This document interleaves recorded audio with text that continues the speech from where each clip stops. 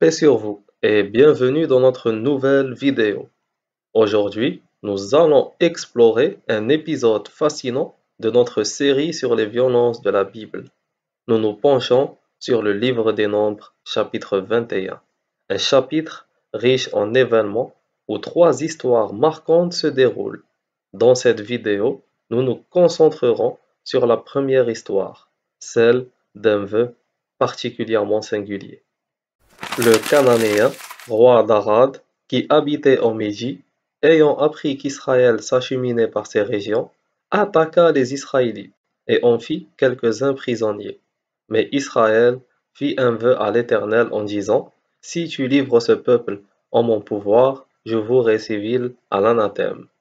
L'Éternel écouta la voix d'Israël et lui livra les Cananéens, et on les frappa d'anathème, eux et leurs villes, et l'on donna à ce lieu le nom de Horma. Les Israélites, en quête de victoire contre leurs ennemis, adressent un vœu à Dieu. Ils promettent de vouer à l'anathème toutes les villes des Cananéens, si Dieu leur accorde la victoire. Ce vœu, rare dans son intensité, montre la détermination du peuple à remporter la bataille. Mais avant de plonger plus en profondeur dans ce récit, nous devons revenir un instant au chapitre précédent, pour mieux comprendre le contexte. Nombre chapitre 20. Et Moïse dépouilla Aaron de son costume, le fit revêtir à Éléazar son fils, et Aaron mourut là, au sommet de la montagne. Moïse et Éléazar redescendirent la montagne. La communauté, voyant qu'Aaron avait cessé de vivre, toute la maison d'Israël le pleura 30 jours. La mort d'Aaron, frère de Moïse, est un élément déclencheur important dans cette histoire. Cela peut sembler être un simple détail, mais vous verrez qu'il a des conséquences directes sur la vulnérabilité d'Israël et la suite des événements. Après avoir compris le contexte de la mort d'Aaron, voyons maintenant comment cet événement a eu des répercussions immédiates. Mais avant d'aller plus loin, je souhaite vous montrer un extrait d'une vidéo qui illustre parfaitement l'idée et le message que je veux transmettre à travers ce travail. Regardez bien et écoutez attentivement. Donc il y aura une guerre dans le monde sûrement où ils vont tomber, mais il n'y en a que deux, que c'est Israël eux-mêmes qui doivent aller et les faire tomber. Pourquoi? Ces deux sont Amalek. C'est vraiment la descendance de Amalek, Gilgoulim, je ne sais pas en tout cas, c'est Amalek, c'est Hamas et Hezbollah. Donc Baruch Hashem, nous voyons maintenant comment Dieu aide son peuple d'Israël à en finir avec ces deux peuples. Nous devons lire le Midrash Rabbah Bamidbar 19 pour comprendre là où je veux aller précisément.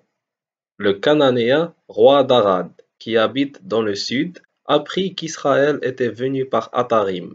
Il fit la guerre à Israël et lui prit des captifs. Nombre 21, 1. Qu'est-ce qui est écrit par la suite? Le Cananéen, roi d'Arad.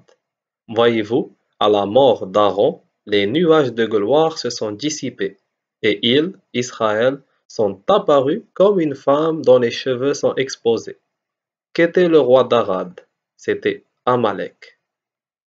Ici, on ouvre une petite parenthèse. Le Midrash utilise la métaphore d'une femme aux cheveux découverts pour symboliser la vulnérabilité d'Israël sans ses nuages protecteurs. Cette image rappelle l'importance du voile comme symbole de protection et de dignité dans les autres religions. Contrairement aux perceptions modernes qui l'associent parfois à l'oppression, le voile représente une couverture précieuse qui protège et honore. Ce passage montre également que le concept du voile n'est pas unique à l'islam. Le voile a une signification profonde dans d'autres religions monothéistes, comme le judaïsme et le christianisme, contrairement à ce qu'on voudrait nous faire croire. Bien que le Midrash fasse référence à cette idée de manière indirecte, il existe de nombreux textes qui en parlent de façon explicite. Nous explorerons ces références plus en profondeur dans une série dédiée sur notre chaîne où nous examinerons en détail le rôle et l'importance du voile dans différentes traditions religieuses. On continue. Si il était Amalek, pourquoi l'appelle-t-on cananéen? C'est parce qu'il était interdit à Israël de faire la guerre aux enfants d'Ésav. Comme il est dit, ne les irritez pas, car je vous ne donnerai pas de leur pays, même pas d'un pied, parce que j'ai donné le mont Sir en héritage à Ésav. Deutéronome 2, 5. Quand Amalek est venu, il les a provoqués une fois, deux fois. Le Saint béni soit-il leur dit, celui-ci ne vous est pas interdit, comme les enfants d'Ésav. C'est pour vous, comme les Cananéens, à propos desquels il est dit, tu les détruiras entièrement. Deutéronome 20, 17. Dans le Midrash, la mort d'Aaron provoque la dissipation des nuages de gloire.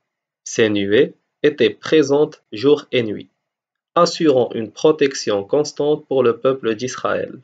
Elles offraient de l'ombre contre la chaleur écrasante du désert pendant la journée et protégeaient du froid glacial de la nuit. Elles ne se contentaient pas seulement de les escorter, mais guidaient également leur chemin. Elles rendaient le voyage plus praticable en aplatissant le terrain et en facilitant leur progression. Elles symbolisaient la miséricorde de Dieu et les nombreux miracles accordés à ce peuple, les entourant d'une protection divine et les guidant avec bienveillance à travers les épreuves du désert. Cela en plus de la manne et de la caille. Et malgré tous ces privilèges, le peuple n'a pas arrêté de se plaindre tout au long de ce voyage.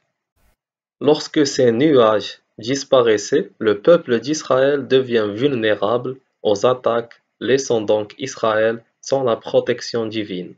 Amalek, identifié ici sous l'apparence du roi d'Arad, profite de cette faiblesse pour attaquer Israël. Bien que les Israélites soient interdits de faire la guerre aux descendants d'Ésav, Amalek est considéré comme une exception et est traité comme un Cananéen, un ennemi à détruire. Les trois premiers passages du chapitre 21 du livre des Nombres montrent effectivement comment les Israélites traitent leurs ennemis en vouant ces derniers à l'anathème, c'est-à-dire en les détruisant complètement et sans concession. Un vœu d'anathème signifie vouer quelque chose ou quelqu'un à la destruction totale. Dans ce contexte, il ne s'agit pas seulement de vaincre l'ennemi, mais de l'éradiquer complètement. Hommes, femmes, enfants et même les biens matériels.